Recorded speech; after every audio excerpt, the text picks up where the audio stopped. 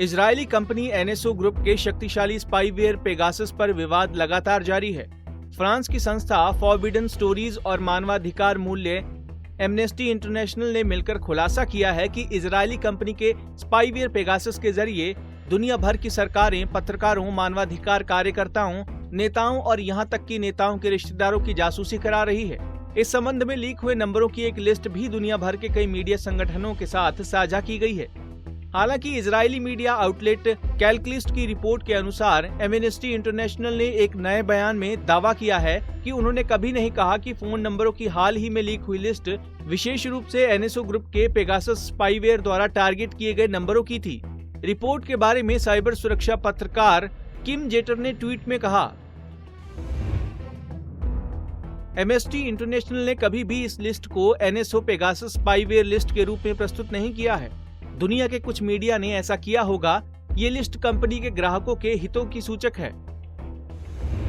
उन्होंने आगे ट्वीट किया, एनवेस्टी और जिन इन्वेस्टिगेशन जर्नलिस्ट और मीडिया आउटलेट्स के साथ वो काम करते हैं, उन्होंने शुरू से ही स्पष्ट भाषा में साफ कर दिया है कि ये उन नंबरों की लिस्ट है जिन्हें एनएसओ क्लाइंट्स की रुचि वाले नंबरों के रूप में चिन्हित किया गया है, जिसका मतलब है कि वे ऐसे लोग हैं जिनकी जासूसी करना एनएसओ क्लाइंट्स को पसंद करें।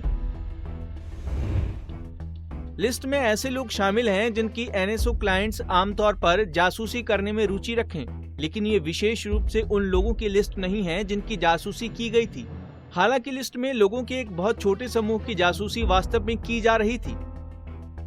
बता दें, मानवाधिकार समूह एमनेस्टी इंटरनेशनल ने दावा किया था कि उसकी सिक्योरिटी लैब ने दुनिया भर के मानवाधिकार कार्यकर्ताओं और पत्रकारों के कई मोबाइल डिवाइस का गहन फॉरेंसिक विश्लेषण किया है। इस शोध में ये पाया गया कि एनएसओ ग्रुप ने पेगासस स्पाईवेयर के जरिए भारत समेत दुनिया भर के राजनेताओं, मानवाधिकार कार्यकर्ताओं और पत्रकारों की लगातार, व्यापक और गैर कानूनी तरीके से निगरानी की है। संभावित टारगेट्स की लिस्ट में करीब 300 भारतीयों के नाम भी शामिल हैं। कांग्रेस नेता राहुल गांधी, राजनीतिक रणनीतिकार प्रशांत किशोर, 40 से अधिक पत्रकार और 2 केंद्रीय मंत्री उन लोगों में शामिल बताए गए जिनके फोन नंबर लिस्ट में थे।